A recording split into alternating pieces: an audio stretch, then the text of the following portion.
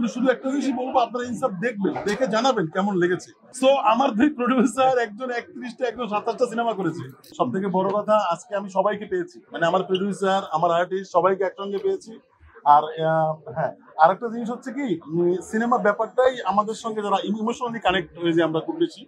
তো এটা আসলে একজন একজন ডিরেক্টরের কাছে সিনেমা সন্তানের মতো। তো সেই সিনেমা দেখে সবার রিয়াকশন, সবার যে ভালো লাগা, সবার উচ্ছ্বাস, এবং সেটা সেটা সত্যি, এটা আসলে আমি মানে বলে পারবো না বোঝাতে। কিন্তু শুধু একটা জিনিসই বলবো, আপনারা ইনসাফ দেখবেন, দেখে জানাবেন কেমন লেগেছে।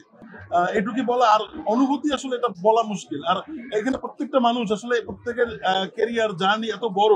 মানে খসরু ভাই জীবনে সিনেমা করেছে 27টা না কটা, 26টা সিনেমা করেছে। কালাম ভাই করেছে 31টা। সো আমার দুই প্রডিউসার, একজন 31টা, একজন 27টা সিনেমা করেছে।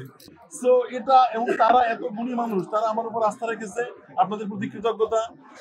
আমি তো আর্টিস্টদের কথা বললাম, আমার all the cast and crew, all technicians, প্রত্যেকে এখানে যারা আছে এবং যাদেরকে আমি আজকে পেয়েছি, ওরা নিজেদের প্রত্যেকে ব্যস্ত, সময় বের করে সিনেমা দেখতে এসেছে।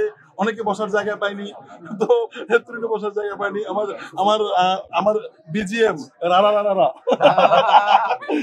নিধি ভাই, তো কত রাত জাগা গল্প আমাদের। তো এটা আসলে অনেক কালেকটিভ এফোর্ট। তো সবাই, এটা ভালো লাগছে, এটা আমাদের আনন্দের। একটু জানতে চাচ্ছি যে ঈদ যে সিনেমাগুলো হচ্ছে সেগুলো তো অনেক টাকা খরচ করে দেশ বিদেশে গিয়ে শুটিং হচ্ছে, কিন্তু আপনারা দেশের ভিতরে থেকে এত সুন্দর স্পট গুলো বেছে শুটিং করেন কি হবে?